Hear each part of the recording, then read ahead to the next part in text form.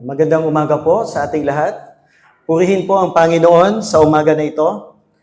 Our God is good. He is always good in our lives. Sometimes, sa perception natin or sa natin, sometimes, hindi ganun ka, nasasaktan tayo. May mga nangyayari na hindi naaayon sa gusto natin, pero hindi po nagbabago na ang Diyos po natin ay mabuti dahil yun po ang kanyang katangian. Amen po? So, kanina po binasa ang 1 Peter chapter 1 verses 1 to 5. I've heard na nagkaroon po kayo ng mga series of sermons and the last Sunday is verse 4. Today, ang ano po natin is focus on verse 5. Pero para maintindihan po natin ang context, binalikan po natin ang verse 1 hanggang verse 4. Okay? So, ang sulat po ng unang Pedro ay sinulat po ni Pedro. Ito po ay isang epistle o sulat para sa mga iglesia that was scattered throughout the Roman world. So kaya po makita po natin sa verse 1, na ito ay para sa mga strangers scattered throughout the Roman world. Mga Kristiyano na napunta sa Pontus, sa Galatia, sa Cappadocia, sa Asia, Bithynia, At sinabi po ni Pedro dito na sa chapter 1 is ang mga iglesia, ang mga Kristiyano na ito na sumasampalataya kay Kristo, which is the Church of Christ, is the elect. Sila po ay mga elect o tinawag ng Panginoon. Kaya nga, napakatindi po ang ating makikitang theological truth mula sa aklat na ito, itong verse 1 to 5. Okay? Ang iglesia sa panahon na ito, na sinulat ni Pedro, sa panahon ng AD 64. Imagine, AD 64, tayo ngayon ay nasa 2024. So sobrang layo na ng gap, But those times, ito po yung sa panahon ng paghahari ni Emperor Nero. At si Nero po, siya po ay isang sakim na hari. Sinunog po niya ang Roma, at nung sinunog ang Roma, kanya pong pinagbintangan ang mga Kristiyano. And so, that was the time na kung saan ang mga tao sa Roman world, pagan pa ang Roman at the time, galit na galit sila sa mga Christians. And so, Rome is an influential religion at the time, papunta sa Asia Minor, Galatia, Cappadocia, Bithynia, Pontus. Ang lahat ng mga tao ay galit sa mga Kristiyano. And so, could you imagine, ikaw ay gumagawa ng business, nagpapaaral ng iyong anak, namumuhay ka sa isang society, sa komunidad, wherein you are discriminated because of your faith in the Lord Jesus Christ. Yun yung sitwasyon at the time. And so, ang mga tao na ito, they were tired, they were discouraged at some point in their lives. Some of them, nawalan sila ng trabaho, ninakawan, walang justice na mahanap sa mundo ng panahon na yon. Some of them experienced, yung mga pagmamalabis ng mga tao, pagmamalabis ng gobyerno laban sa kanila, and some of them experience sicknesses and diseases, marami mga pains. Yet, here comes Peter, siya po ay nagsulat sa kanila, and he reminds them back on their identity. Kung sino nga ba kayong mga Kristiyano na napunta sa iba't ibang mga lugar. At this is the difference of Peter's preaching to the preaching of the churches nowadays. Nowadays, the church, you sometimes go to church at makakarinig ka ng mga motivational preaching sermons by which ang center is man, not God. The center is to motivate you to improve your life, motivate you to, do something more so that you can get something from God. Ayun yung mga naririnig natin nowadays. Kaya nga, marami mga prosperity sermons, motivational sermons, maririnig natin sa pulpit. But Peter reminds them on their true identity. Bumabalik-balik po tayo sa theology. Kaya nga, etong verse 1 until verse 5, napakayaman po sa theology nito. Kaya nga, bago natin maintindihan, yung verse 5, is tingnan po natin, magkaroon po tayo ng review about who we are in the Lord Jesus Christ. Okay? So, nakikita po natin dito ang unang sa systematic theology, yung doctrine of Trinity. It was mentioned here, God the Father, Jesus, God the Son, and the Holy Spirit. Ito pong tatlong persona, isang Diyos, may role po sila sa ating kaligtasan. Okay? So that is what you call the community within the Trinity. Bawat isa is mayroong role upang tayo ay prinoseso, pinili, tinawag mula pa sa simula ng paggawa ng mundo at hanggang sa ating kaligtasan. Okay? So, tingnan po natin yung first point. First point is justified and born again. We are justified and born again. No? Sabi po ng verse 3, because of His great mercy, He has granted us a new birth, resulting to an immortal hope through the resurrection of Jesus. That is from ISV version. Pero kung titingnan po natin, letter A, justification, justified and born again. Titingnan po natin yung King James Version, nakasulat po doon is, He hath begotten us. Ay, napakaganda po ng sinabi sa King James Version. Okay? First point, letter A. Yun. He has begotten us. And I've heard that you have some exposition on the word begotten. So yung word begotten, para sa modern English, or para mas maintindihan natin yon, sabi ng ISV is, He has granted us new birth. So begotten is ipinanganak muli. And He has granted us new birth. Peter is reminding the churches here who are scattered throughout the Asia Minor that of their identity, even sa panahon natin ngayon, that we have given a new birth and we have been begotten by God. Tayo ay ipinanganak muli ng ating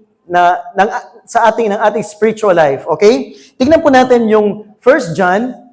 Okay, sorry. Ako pala yung nagkamali sa PPT. Okay. Kung titingnan po natin yung John chapter 3 verse 5 to 8, para maintindihan po natin yung salitang begotten. It is the time na si Jesus ay nakipag-usap sa isang teacher na ang pangalan po niya ay si Nicodemus. And when Jesus is talking with Nicodemus, ito po yung mga salita ng ating Panginoong Jesus. Truly, I tell you, emphatically, unless a person is born of water and spirit, he cannot enter the kingdom of God. What is born of flesh is what is born of flesh is flesh. What is born of spirit is spirit. Do not be astonished that I told you. All of you must be born from above. And the wind blows where it wants to. You hear its sound. You do not know where it comes, for from or where it is going, that's the way it is with everyone who is born with the Spirit. The word begotten or born again is, yung translation talaga niya, kung titingnan natin dito sa John, is born from above. Sapagkat born from the flesh is of flesh, tayo ay pinanganak sa ating mga magulang, ayan, out of flesh. But born from above is of the Spirit. Ang nagbigay sa atin ng pangalawa ng buhay na walang hanggan, and new creation is God. Ang pumili sa atin upang tayo ay ipinanganak muli ay ang Diyos, hindi po ang tao, no? Even sa tao natin, 'di ba, ngayon sa tao is ang babae, meron ng choice, no, kung ipapanganak niya ba o hindi, ipagpapatuloy o hindi. May mga tinatawag na in vitro fertilization, 15 zygotes. Ano na 'yon ha? Egg and sperm, zygotes na 'yon. Pero 8 to 12 lang ang gagamitin doon, the rest will be discarded. Tapos, kung gagamitin doon, isa lang ang magsasucceed. The rest of the 8 to 10 will be discarded or kanilang itatago sa bank, tinatawag nilang bank, no? So, even though that, nowadays people has a choice.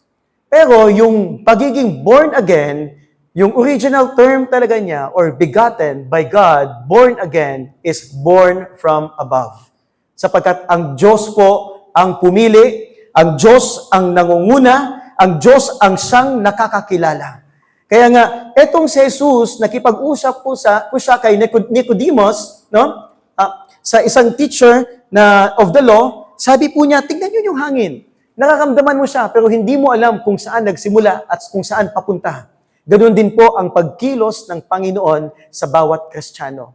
And so when Peter is writing this to the churches, no, na nag-scattered around the Roman world, sinasabi po niya sa kanila na hindi kayo yung pumili sa Diyos.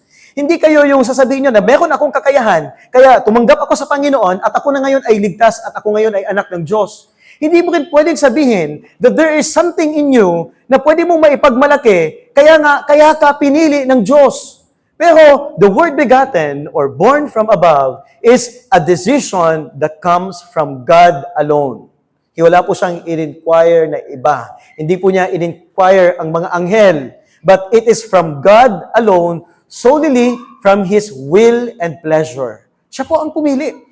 Kaya po tayong mga tao, hindi po natin pwedeng tanungin, bakit ako yung pinili mo? Bakit sa lahat-lahat ako ay iniligtas mo? Hindi natin alam kung ano ang nakita ng Diyos. Pero siya po ay pumili sa atin at tayo po ay kanyang iniligtas. And that is something that we should appreciate as a Christian. Ito po yung ma-appreciate ng mga believers na ito na na-scatter throughout the Roman world. Sapagkat sila po ay nakakaranas ng matinding mga pagsubok sa kanilang buhay. They were thinking, bakit ganito yung buhay? Some of them were about to give up. No? Some of them were about to be discouraged. Some of them nakakaranas pa ng mga sakit, mga pagsubok sa buhay, internal, external. Pero alam po ninyo, the word that Peter told them is yung very deep theology of their identity before God. Pinili ka ng Diyos. Kaya kahit ano paman ang estado natin sa buhay, God has justified us and we have been born again or born from above. Kaya nga, napakaganda po ng discussion na nakasulat doon sa John chapter 3, verse 5 to 8, na kung saan si Jesus ay nakikipag-usap sa isang teacher ng batas. Sapagkat si Nicodemus, at the time, who is the teacher of the law, no? Inaalam nila ang batas. Nagbabasa sila ng Bible, inaalam nila kung ano talaga ang mensahe ng Panginoon sa panahon nila noon. And they also give answers sa mga tao. Pero sabi ni Jesus, the one who can make you born again is only God, ang Diyos. And so we praise God dahil tayo po dito ay born again. Amen? We are born from above. We are not born from flesh. We are born from above. It is the Lord who chose us. Kaya nga, when you are born again, you become a new creation. Sabi ng 2 Corinthians chapter 5, verse 17, therefore, if anyone is in Christ, he is a new creation. The old things has disappeared, and look, all things have become new. Amen? Ito na po yung buhay natin. Tayo ay binago ng Panginoon. And what God sees in us, ano po ang nakikita ng Diyos sa atin, ay si Kristo na bumalot sa atin at tayo ay iniligtas ng ating Panginoong Hesus. No? Tayo ay bago ng nilalang. We are a new creation. At ito po yung tinatawag nating the new creation because kino-compare po siya sa creation in Genesis chapter 1 verse 28. Ano po ang sabi ng Diyos? Let us make man in our image and likeness. No? Ginawa po niya ang lalaki at ang babae. And after that, ang tao ay nagkasala. At sa pagkakasala ng tao, kailangan po natin ng bagong pag-asa, isang tao at Diyos at tao na siyang magliligtas sa atin at ginawa po iyon ng ating Panginoong Hesukristo.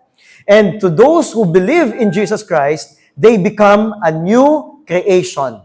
Sa Genesis chapter 1 verse 28 to 21, we become people of this world, no? Tayo ay naging anak ng Diyos. But pagdating sa 2 Corinthians chapter 5 verse 17, we become children of Jesus Christ, children of God. We become Christians, no? And so, as Christians, we are a new creation. The old has gone and the new has come. Wala na po yung dati, yung mga dating pinanggagawa natin. Minsan tayo din ay nahuhulog o natitisod kasi hindi tayo perfect, nasa katawang lupa tayo, no? Nanghihina tayo, nadadala tayo. Pero, just like the term says, reformation, we continue to be reformed, going back to the basic, going back to the Word of God, tayo ay binabago at binabago ng ating Panginoon. Kaya po, ang Kristiyano, hindi na po nagkakaroon ng kasiyahan sa kasalanan. Nagkakasala dahil hindi naman perfect, pero hindi tayo nag-enjoy sa kasalanan. Hindi tayo nananalagi sa kasalanan. Bagkus ang Kristiyano ay patuloy na nagbabago at binabago ng ating Panginoon. Kasi new creation tayo. Amen? Hindi na tayo nag-enjoy sa mga dating ginagawa natin. No? Bagkus tayo ay nagkakaroon ng kaaliwan sa salita ng Diyos, sa pagpuri at pagsamba sa Kanya. Kaya nga, sabi po ni Pedro sa kanila, yung encouragement niya, he reminds them na kayo ay kayo ay binago na ng Panginoon. Kayo ay kumakalat sa iba't ibang mundo, no? Sa iba't ibang panig ng mundo. Subalit, huwag ninyong kalimutan saan at anuman ang inyong mga gagawin, mga Kristiyano, dumulog kayo sa Diyos dahil iba na kayo at hindi na kayo katulad ng mga tao sa mundo. So tayo ngayon ay nasa puso natin yung pakikinig ng salita ng Diyos. Hindi na tayo kailangang pagsabihan na mag-church ka ngayong Sunday ha, magbasa ka ng Bible, dapat mag-pray ka, dapat magdi-devotional ka. Hindi. Katulad ng isang tao na nauuhaw, kailangan mong uminom ng tubig, iinom ka talaga ng tubig. Katulad ng isang usa na kailangan mong makarinig ng salita ng Diyos, magbabasa ka talaga ng salita ng Diyos. Hindi na natin kailangan pang i-require that you should be on Sunday. Kung wala ka na ngayong Sunday, ilang Sundays kang nawawala sa church, maaari kang maitiwalag. Hindi na po. Sapagkat ang Kristiyano, naturally, you will find joy in the fellowship of the believers. Amen? Kaya nga, sometimes pag nandoon tayo kasama sa church, hindi tayo mag-isa. Pupunta ka na ng church, mag-iisa ka pa rin, or ayaw mong makihalubilo sa kanila. A Christian is the one who enjoys fellowship with fellow believers, fellow Christians. Because in Christ, we are a new creation. We become children of God. And as children of God, parte na rin tayo ng pamilya ng Diyos. Okay? So, what made us born again? Paano tayo naging born again? John chapter 1 verse 12. But as many as received Him, to them He gave the right to become children of God, even those who believed in His name. Sa sino mang tumanggap sa Kanya at sino mang sumampalataya sa Kanya, nagkakaroon ng buhay na walang hanggan. We are children of God. At bakit tayo nakakapag-confess that Jesus is Lord of our lives? Sapagkat sabi ng Romans chapter 1 verse 16, what is revealed to us is from faith to faith. Ang Diyos ang siyang nagbigay sa atin ng pananampalataya, faith, imputed, itinanim sa ating mga puso, upang tayo ay makakapagbigay papuri sa Diyos, makapagsamba sa Diyos, at sumampalataya sa Diyos. Amen? Kaya mga kapatid, bakit po tayo napunta dito sa church na ito? Bakit ka naging Kristiyano? Bakit hindi ka naging Kristiyano 5 years ago? Bakit ka hindi naging Kristiyano 10 years or 20 years ago nung ikaw ay mas bata pa? Bakit nung 2 years ago? Bakit nung ganitong sitwasyon? Dahil ang Diyos ay may timeline sa ating mga buhay. At siya ay may perfect time upang tayo ay tumanggap sa Kanya at tayo ay mag-confess that He is the Lord and the God of our lives. That makes us Christians. It is the Lord who justified us at ang Diyos ang nag-born again sa atin. Ngayon, tingnan po natin, bakit po nasabi ni Pedro ang mga bagay na ito? Ito po yung yung background po niyan sa Matthew chapter 16 verse 16 to 68. Nung si Pedro po ay baguhan pa lang na tinawag ng ating Panginoon as one of the disciples, sama-sama po sila ng ibang mga disipulo na sumasama kay Jesus papunta sa mga ministries ng ating Panginoong Jesus. Isang araw, nagtanong po si Jesus sa kanila, "Who do you think I am? Who do you say I am?" Yung iba, sabi nila, ikaw si Elijah. Ikaw si ganito, isa ka sa mga propeta. Pero isa lang po sa mga disipulo ang nagsalita ng ganito. Sabi ni Pedro, "You are Christ, the Son of the living God." The word, "You are Christ, the Son of the living God," is a confession of faith. You are Christ, Jesus, Yeshua, Savior. You are Christ. You are my Messiah, the Son of the living God. Ang naipinadala ng Diyos and the God Himself who sent Himself. He is God the Son. That is the confession of Peter na kung saan sabi ng ating Panginoong Jesus, ikaw, Pedro, sabi niya sa verse 17, "How blessed you are, Simon." Simon pa yung pangalan niya. "Son of Jonah, since flesh and blood has not revealed this to you, but through my Father in heaven." So, hindi yung flesh and blood. Marami pong mga tao pwede magsabi na, Jesus is Lord. Jesus is my God. Nandito tayo sa bansa na kung saan ipinanganak kang Kristiyano. At sasabihin pa nila na mamamatay akong Kristiyano dahil ganito ang aking pananampalataya. Anyone is branded, Christian ka na, Christian. Pero anyone can say that. Lahat pwedeng magsabi ng ganyan. Pero sino ang pwedeng makapagbigay sa atin ng conviction na masasabi natin na you are the Christ, you are the Messiah, the Son of the living God? It is through the Father who revealed in us. Ang Diyos Ama. No? Kaya tayo ay makapagsabi that Jesus is Lord, Jesus is God.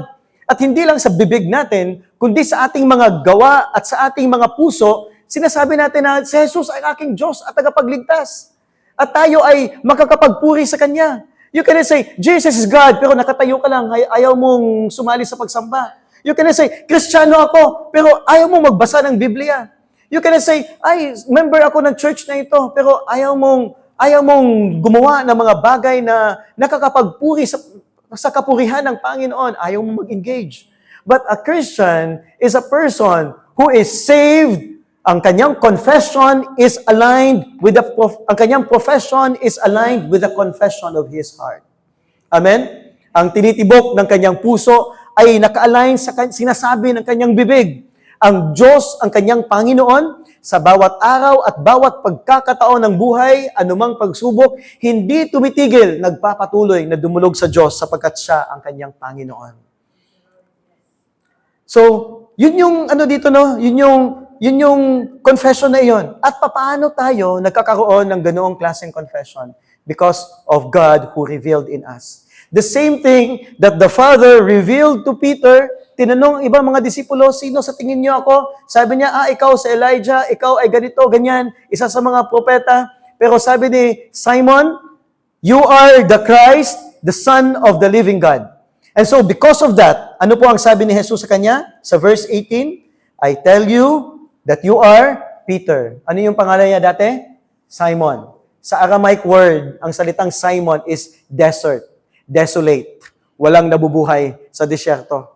You know, if you are in the desert, no, yung nasa desolate, walang nabubuhay. And all throughout Peter's life, we don't know kung ano pa yung nangyari sa background niya. Huwag na tayong mag-assume, pero yun yung meaning ng name niya. But later on, sinabihan niya si Simon, ikaw ngayon ay si Pedro. And on this rock, I will build my congregation. Tininan ko po yung original meaning, and just like the last time we had a seminar, yung original meaning talaga niya is congregation. Yung ecclesia, congregation.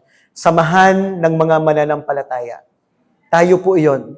Sa tuwing tayo ay nagsama-sama, no, we become the congregation.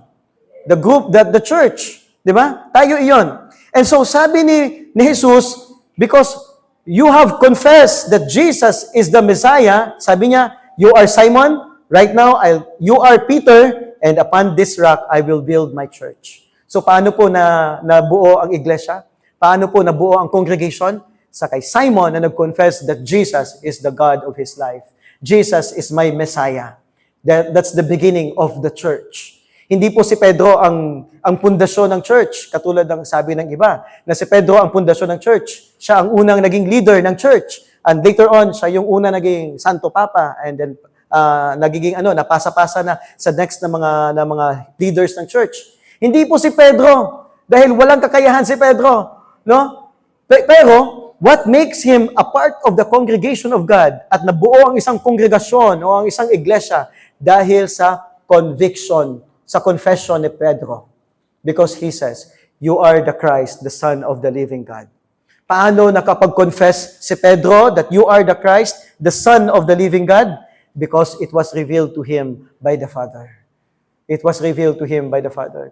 Matagal na rin po ako na-expose sa church. Nung elementary pa ako, nadadala na kami doon sa mga Sunday school, may mga nag-outreach. When I was in high school, may pumupunta sa bahay namin, nagpipreach ng gospel. Pero 1999, January 9, yung panahon na iyon, January 8, nung panahon na iyon, meron lamang lumapit sa akin. Hindi man siya marunong mag-English.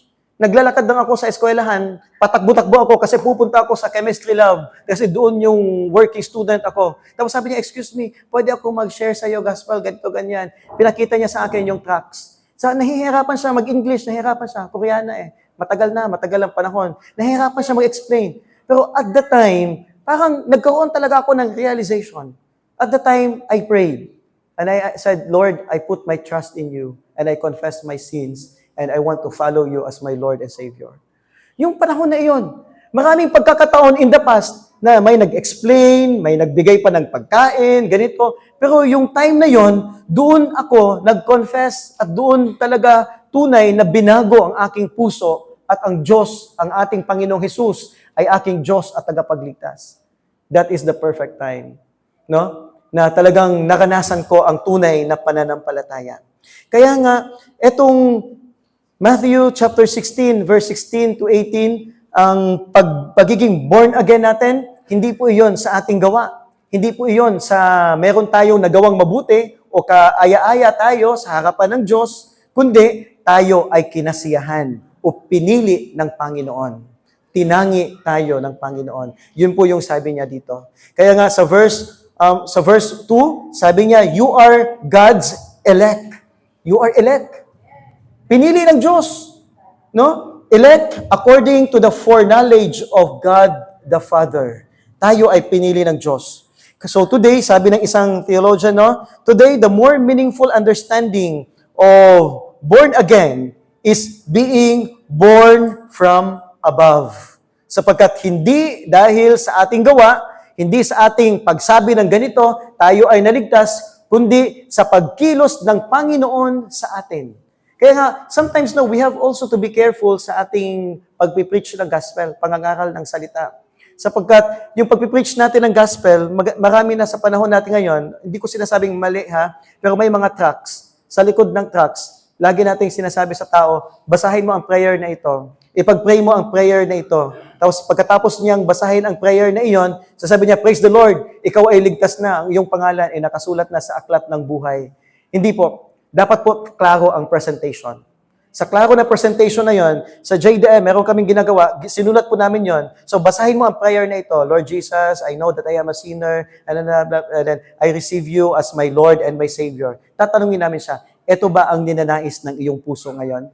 Well, sasabihin niya, yes or no, then if yes, you pray for that. If no, or later na lang, huwag mong hayaan. Huwag kang gumawa ng drama na para sabihin mo na ikaw ay ligtas. Sapagkat ang Diyos po ang siyang kumikilos at ang siyang nangunguna. At meron po siyang perfect na panahon sa bawat isa. Okay? Second point is chosen by His will and pleasure. Tayo ay pinili niya para sa kanyang will and pleasure. Hindi ko po matagalog anong ibig sabihin ng will and pleasure. Pero sabi po ng verse 2, the people chosen according to the foreknowledge of God the Father through the sanctifying action of the Spirit to be obedient to Jesus the Messiah and to be sprinkled with His blood. Tayo ay pinili ng Diyos. Meron pong nagtanong sa akin, Pastor, ang Diyos ba ay nagtatangi? Kung kayo po ay tatanungin, ano po ang inyong isasagot? Ha? Ang Diyos ba ay nagtatangi? Did God chose someone? No? Ang Diyos pa ay namili, no? Pinili ka ba ng Diyos? The answer is yes. At nakikita po natin yan sa Ephesians chapter 1, by which God has foreordained us before the foundation of time. He has predestined us in the Lord Jesus Christ. He knew us before the foundation of time, before the world began. At tayo ay pinili ng Diyos according to His will and pleasure. Kaya po yung kinanta natin kaninang Tagalog version, yung kinanta ni Pastor na yung makita ko man ang kalawakan, hindi ko maunawaan ang iyong dahilan kung bakit ako ay iyong iniligtas. No? I have an argument with someone before from that song. Sabi niya, wag niyong katahin yan. Mababaw daw yung theology. Sabi ko, bakit? Sabi niya, tingnan mo, hindi mo alam kung bakit ka iniligtas. No? Sabi ko, tingnan mo yung lyrics. Kung tingnan ko ang kalawakan, hindi ko maunawaan kung bakit ako ay iyong pinili. Naunawaan natin, bakit tayo pinili ng Diyos? Pinili niya tayo dahil sa kanyang habag at biyaya. Di ba? Naintindihan natin yon. Pero yung hindi natin maintindihan, hindi pa natin lubusang maarok at maunawaan, bakit tayo pinili ng Diyos? Bakit ako pinili ng Diyos? Ano bang meron? Meron ba akong nagawa na mabuti dahil pinili ako ng Diyos? O kung ganun yung paniniwala ko, yung iba hindi pinili, baka wala silang nagawang mabuti, mas better ako sa kanila. Or meron ba akong magagawang mabuti in the future, kaya ako pinili ng Diyos? Pero wala eh. Tayo ay nahulog sa kasalanan. The inclination of our hearts is evil, wickedness. Even sa nakakagawa pa rin tayo ng kasalanan dahil hindi man tayo perfecto. Itong katawang lupa natin, we are prone to tempt pa rin tayo, nanghihina tayo, di ba? Pero kung titingnan mo, bakit tayo pinili ng Diyos? Bakit ako ang pinili ng Diyos? Hindi ko maunawaan. Ang answer na lang natin is, all the days of my life is to worship God. Kaya buong buhay ko, pupurihin ka. Buong buhay ko, sasambahin ka. Magpapasalamat. I will be grateful because you has chosen me. Amen? You will be grateful dahil pinili tayo ng Diyos. At kahit pa tayo ay isang wretched person, talagang masama at hindi karapat-dapat, pinili tayo ng Panginoon. Kaya sabi ng verse 2, the people who are chosen according to the foreknowledge of God.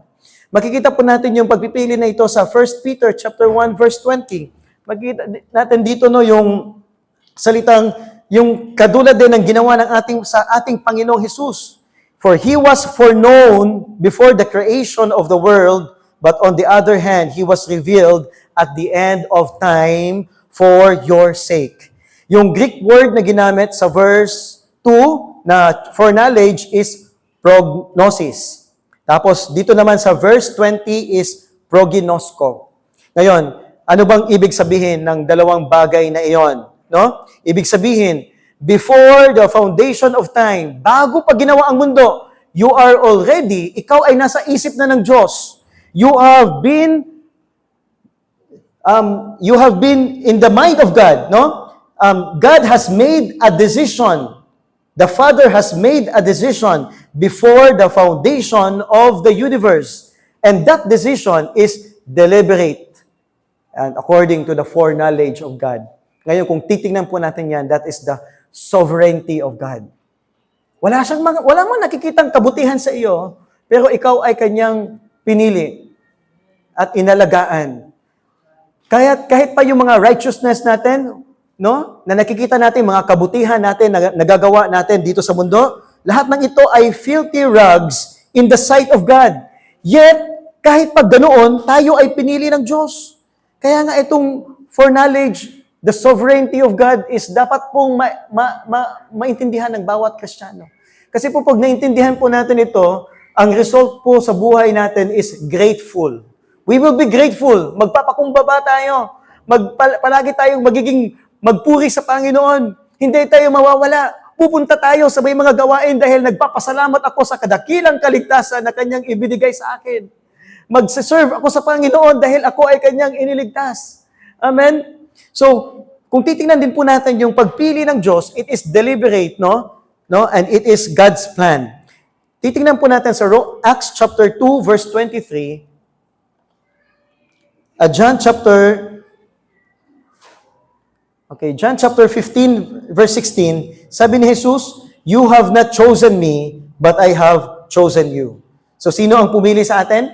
Sino ang pumili? Hindi tayo ang pumili sa kay Jesus, sa Diyos. Ang Diyos ang siyang pumili sa atin, right?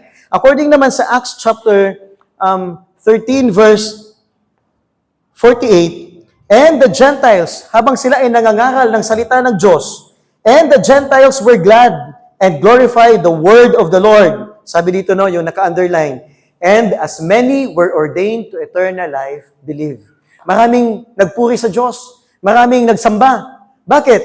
Because they were ordained to eternal life. No? Sabi sa isang version, all who has been appointed to eternal life, believe. Praise the Lord. Sapagkat tayo ay pinili ng Panginoon and there is an appointed time na tayo ay tumanggap sa Kanya, tayo ay tunay na Kanyang iniligtas. Amen? So, what ideals, no, in us that made us being chosen by God? Anong meron sa atin? Bakit tayo pinili ng Diyos? No? Bakit nga ba? Sabi ko kanina, wala. No? Pero kung titingnan po natin ang ibang writings, kung titingnan po natin yung isang writing ng Hebrew commentary, sabi ng Hebrew commentary, no?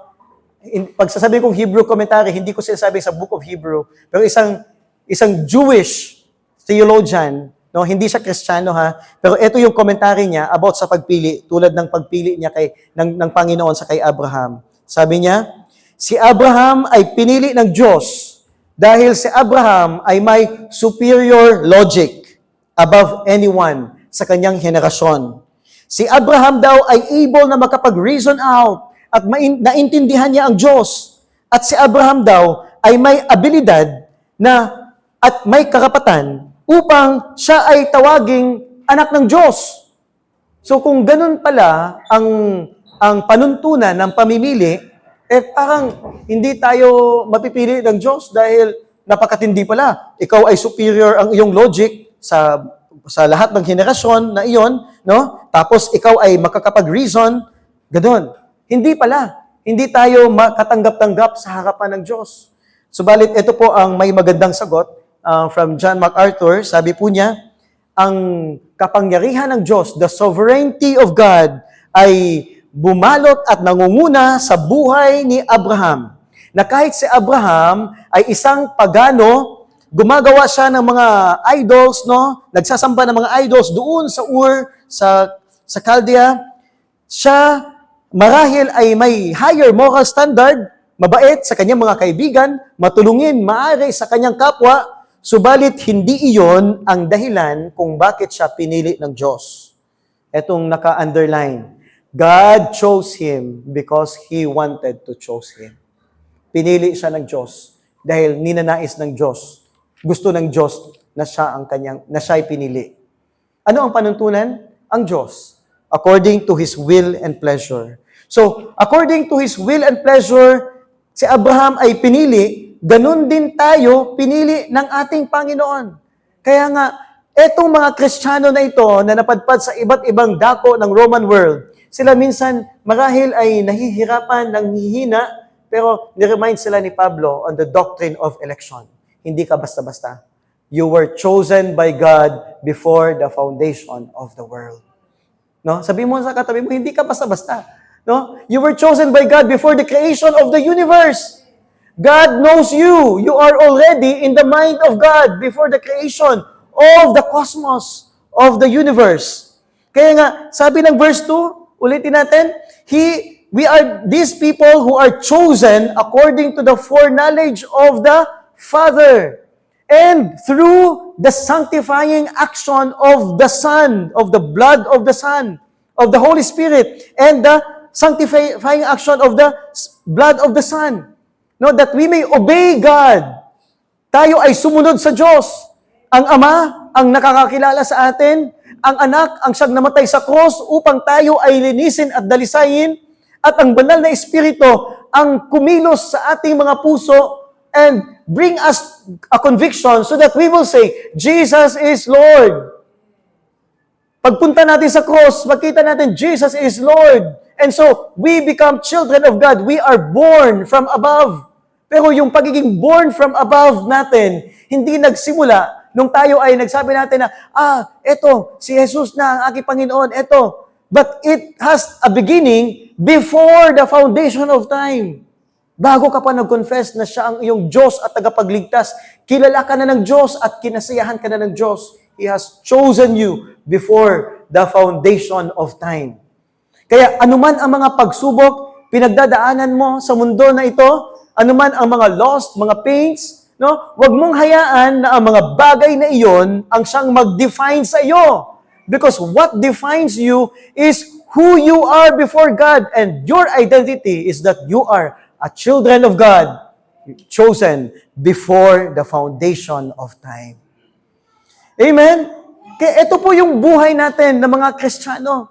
Sometimes, no, hindi naman tayo perfecto. Nahulog tayo sa kasalanan, natisod tayo, we are discouraged by our fellow brothers in the church. Pero huwag niyo hayaan na magtagal ka sa ganoong estado. Kilala natin ang Diyos at kilala natin kung sino tayo sa harapan ng Diyos. No? Sometimes napipilayan tayo, marami tayong mga dala-dala, pero huwag tayong sumuko. Magpatuloy tayo sa ating pag-serve sa Panginoon.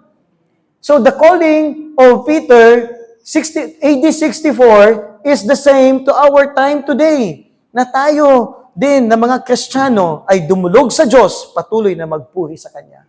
Because ang Panginoon po natin ay may purpose. And this is the last point. Ang purpose po niya sa atin is that tayo po ay kanyang ihanda para sa isang napakadakilang kaluwalhatian. Yun po ang inihahanda ng Panginoon sa atin. Sabi po ng verse 5, through faith, you are being protected by God's power for salvation that is ready to be revealed at the end of this era. AD 64, 2024. Kailan kaya ang end of this era? Sabi nga ng iba, no? Kung titingnan po natin yung Revelation, mga biblical prophecy at mga nangyayari sa mundo natin ngayon, we are living in the last of the last days. Last days na tayo. Malapit nang buuhin ulit ang templo for the third time, ang templo ng Jerusalem. Sabi nila, may nakita na daw ang mga Hudyo na siyang kanilang Messiah. No? Lalabas na po ang Messiah, the false Messiah. And ang mga bansa ngayon ay nagkakaroon na ng mga gera at digmaan sa lahat ng bansa. Pero aside from that, nagkakaroon na rin ng pag-uusap na magkakaroon ng isang panggobyernohang or pangmalawakang gobyerno, iisang gobyerno para maiwasan ang mga digmaan na itong nangyayari sa mundo natin. So, we are now living in the last days. But, sabi po ni Pedro, you will be revealed you are protected by God. Ano man ang ating pagdadaanan, we are protected by God's power for salvation that is ready to be revealed at the end of this era. Sabi ng isang version, who are kept by the power of God through faith unto salvation, ready to be revealed in the last time. Sino po ang ipapakita? Sino po ang i-revealed? Tayo po mga Kristiyano. Kaya nga tayo ay nagfo-focus sa mga bagay na hindi nasisira. The things that are imperishable. Ano po yun? Yung salita ng Diyos, yung pagsiserve natin kay God, pagpuri at pagsamba natin kay God, lahat ng mga ginagawa natin, pag-serve natin sa ministry, we focus on that. We don't focus on material things. We don't focus sa pagpapayaman, sa pag-i-invest, o kung ano pa. Of course, kailangan natin yon. Paghahandaan natin ang education ng ating mga anak, yung future natin. Pero hindi iyon ang ating priority. Because one day, tayo na sumasampalataya sa Diyos, we will be revealed in glory. And the world will be shocked. Masashock lang sila. Hala, ito pala ang tunay na treasure. Di ba? Ang tunay na kayamanan. Covered, hidden on a jar of clay. Tayo pala yon. We are a jars of clay. Pero deep within us, in us, with us is God. And that is the best treasure na ating panghahawakan. And that is something that will be revealed in the last days. Sabi pa niya sa verse 1 Peter chapter 2 verse 21 verse 9, ano po tayo? Bakit tayo maging revealed in a glorious revelation at the end? Sabi po niya sa 1 Peter chapter 2 verse 9, napakaganda po ng salita na ito. Sabi niya sa kanila, you are a chosen people, a royal priesthood, a holy nation, a people to be His very own, to proclaim the wonderful deeds of the one who called you out of darkness into His marvelous light. The world is covered with darkness, but God bring us out. Kinuha tayo mula sa kadiliman upang tayo ay gagamitin ng Panginoon at magniningning, mga Kristiyano, magniningning na ipahayag ang kaluwalhatian ng Diyos, ang pag-ibig, ang kaligtasan ng Panginoon sa buong bayan. Ano po ang sabi dito? We are a chosen people, royal priesthood, and a holy nation. We don't keep our light hidden. Dahil meron tayong liwanag, dyan lang yung liwanag. Itataas natin para makita ng lahat. Makita nila kung sino yung kumikilo sa buhay natin. Makita nila ang Panginoon ng ating buhay. Sabi we are a chosen people. Dinescribe po ni Pedro dito ang tinatawag nating New Exodus. Ano yung first Exodus? Mula sa Ehipto, ang mga Israelita ay naglakad papuntang lupang pangako. Habang sila ay naglalakad, maraming balakid na kanilang naranasan. Subalit, ang Diyos ay nandyan, nagpo-provide ng kanilang pangangailangan. Pag nagkakamali, dinidisiplina, hanggang sa sila ay makarating sa lupang pangako. No? Tayo din po ngayon ay nasa bagong Exodus. Tayo ay naglalakbay hanggang sa darating ang panahon na sabi dito, in the last days, in the last time, in the end of this era, we will be revealed. Amen? We will be revealed. Bilang mga Kristiyano, ano po ang sabi niya dito? It describes us, no, na tayo ay mag-proclaim ng kaluwalhatian ng Diyos sa lahat ng bayan, sa lahat ng bansa. Bilang mga pari, na tayo ay mag-o-offer, no, sa Panginoon ng ating mga buhay at buong buhay natin, iaalay natin sa Diyos at sasambahin lamang siya. Amen? Ano po ang sabi niya dito? Chosen people. Ano po ang chosen people? We are now a spiritual race. We are the new Israel. No? New Israel. Pag nakakita po tayo ngayon na nangyayari doon sa Middle East, nagdigmaan sa Israel at Gaza, sasabihin natin, ay, buti na lang, pinoteksyonan ng Diyos ang Israel. Talagang makapangyarihan ang Israel. Siyempre, ang Israel, they are the people of God. Sino ba sa inyo doon? Nagpo-post sa Facebook ninyo, I am one with Israel. Naintindihan ba natin yon? Ha? Naintindihan ba natin yon? Ha? Ha? Naintindihan? Nag-post kayo ng I am one with Israel? Kasi kung naintindihan natin yon, hindi ka magpo-post ng ganon. No? Kasi ano po ang point dito? The new Israel is the church, the believers. Ang mga Israelita, ang mga Hudyo na nasa Israel ngayon, na hindi nananampalataya kay Kristo, hindi sila mga anak ng Diyos. Pero ang mga Kristiyano na sumasampalataya kay Kristo, na nasa Gaza, sila ang anak ng Diyos. New Israel. So, what is being revealed in the last days is the new Israel, the church. Tayo yun, the spiritual race. Wala na pong kahit sino ba yung may konektadong dugo mula sa kay Abraham, wala na. Wala na yung mga senseless genealogy. Kundi ang sumasampalataya sa anak ng Diyos, sumasampalataya sa Kanya. Pangalawa, ang tawag sa atin is royal priesthood. Ano po yung royal priesthood?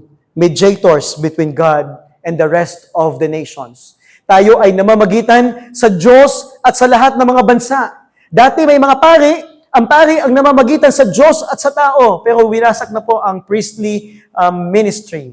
No? At ngayon po, ito po ay ibinigay sa lahat ng mga sumasampalataya sa Diyos. Kaya po, meron tayong doctrine na priesthood of all believers. Ibig sabihin po, we are now doing the ministry of reconciliation. Nagpapahayag tayo ng salita ng Diyos. Nagpapahayag ba tayo ng salita ng Diyos? Ha?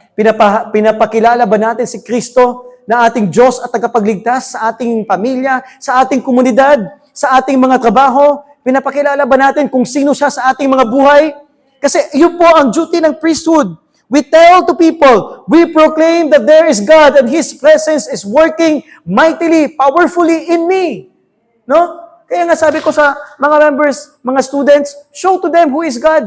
Join kayo sa mga grupo na ito. Samahan nyo sila. Tapos pagsasamahan nyo sila, magkipagkwentuhan kayo, samahan nyo sila sa kwentuhan. Tapos kung kakain kayo, sabihin nyo, ikaw yung mag-lead ng prayer. Ipakita nyo sa kanila kung paano mag-pray ang isang Kristiyano. Sabi ko sa mga workers, kung nandoon na kayo sa top leadership ng inyong trabaho, show to them that who is God. Mag-devotional ka, mag-pray ka, magbigay ka ng inspirational thought or from the Word of God before sa inyong mga meetings. Show to them who is God. And for this year's theme is, meron kaming tinatawag na Tara Mission Tayo 2.0 dahil last year is Tara Mission Tayo. Sabi ko, hindi naman talaga natin maiiwasan na lahat ng tao ay nagta-travel.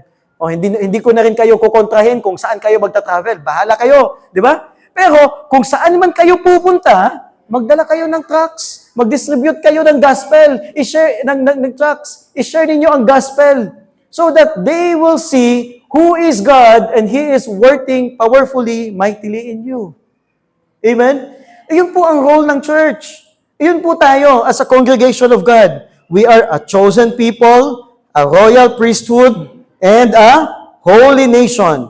And we will proclaim the wonderful deeds of the one who called you from darkness into light.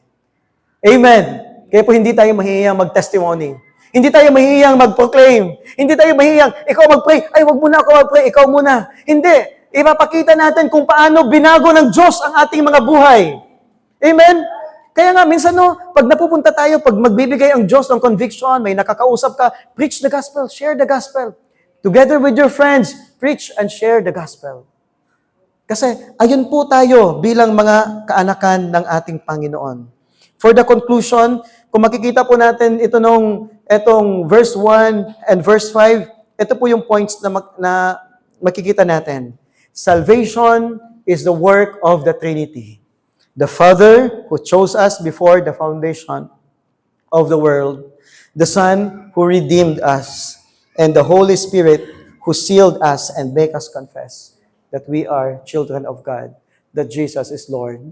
And if salvation is the work of God, kung ang kaligtasan ay gawa ng Diyos, at ito ay plinano ng Panginoon, not just this time, not just the time na ikaw ay tumanggap sa Kanya, but even before the foundation of time, plinano na ng Diyos, pagpapatuloy at paghahawakan po natin ang plano na iyon. Kaya ang Kristiyano hindi basta susuko. Amen?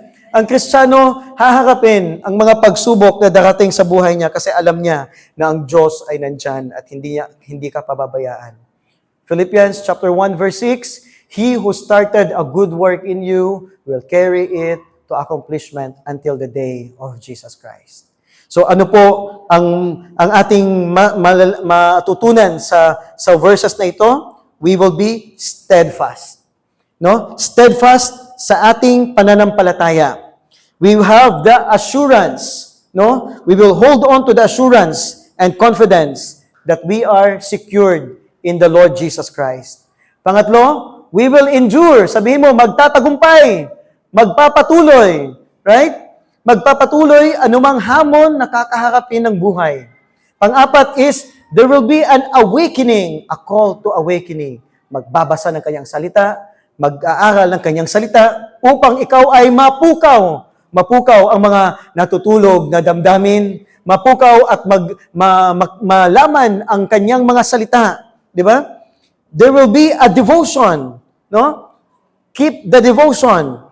Because as Christians, we should be devoted and we should continue serving God, preaching the gospel, and loving other people. To end this, I would like to lead you to verse 2. Sabi dito sa verse 2, elect according to the foreknowledge of God the Father, through the sanctification of the Spirit, unto obedience and sprinkling of the blood of Jesus Christ.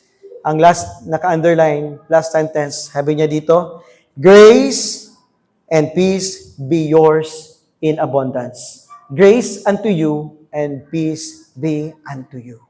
Ano pong ibig sabihin dito? In abundance. Sobra-sobrang biyaya at kapayapaan ang naway maranasan mo bilang Kristiyano. Alam po ninyo, dahil ang biyaya ang sanhi kung bakit tayo naligtas. The cause of our salvation is the grace of God. At ang kapayapaan is ang bunga ng ating kaligtasan. The fruit of salvation is peace.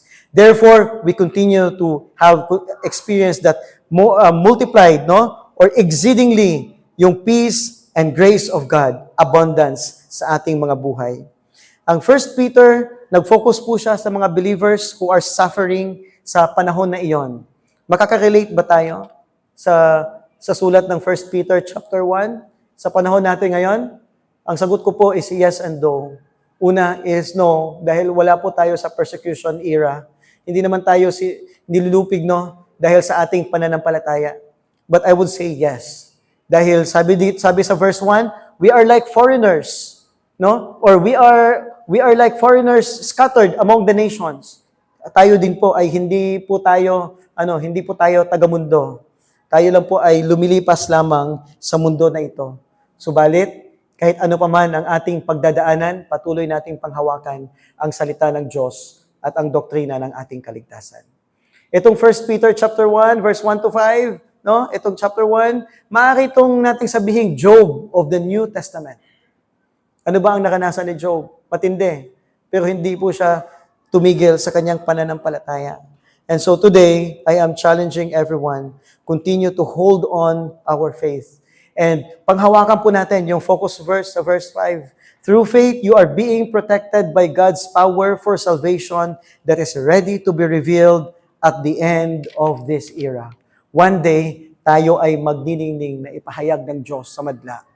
At ang makikita, ang tunay na kayamanan. Kayamanan na hindi nakokorrupt. Kayamanan that is imperishable. So today's sermon is entitled, Saved Through Faith and Sustained by Faith to be Revealed in Glory. Amen?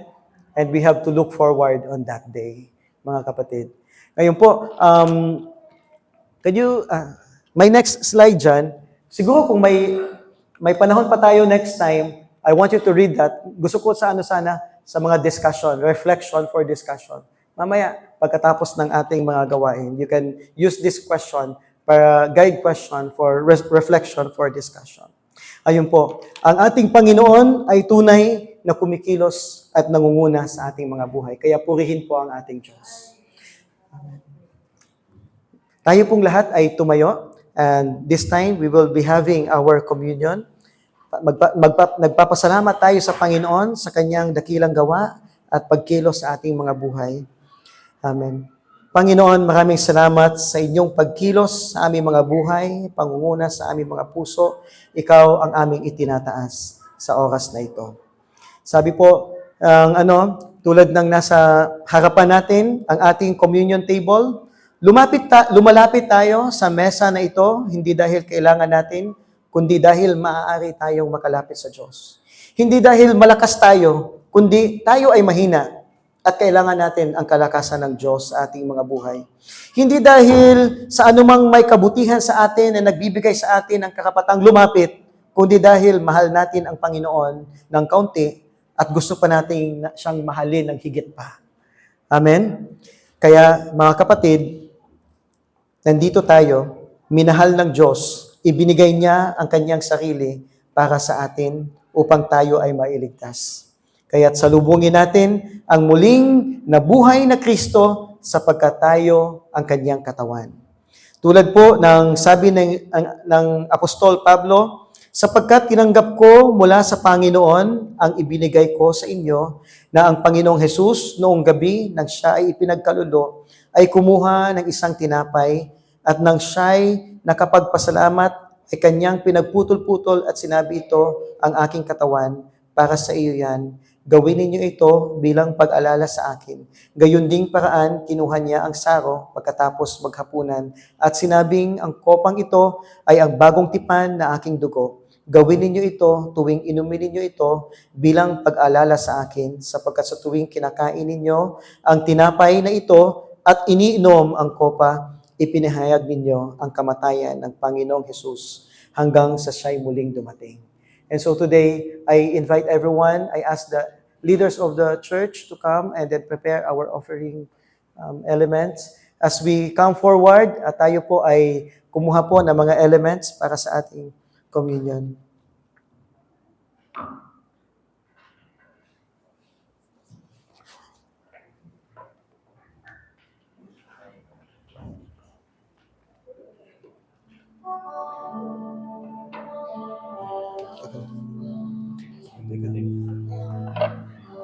Kukuha ka.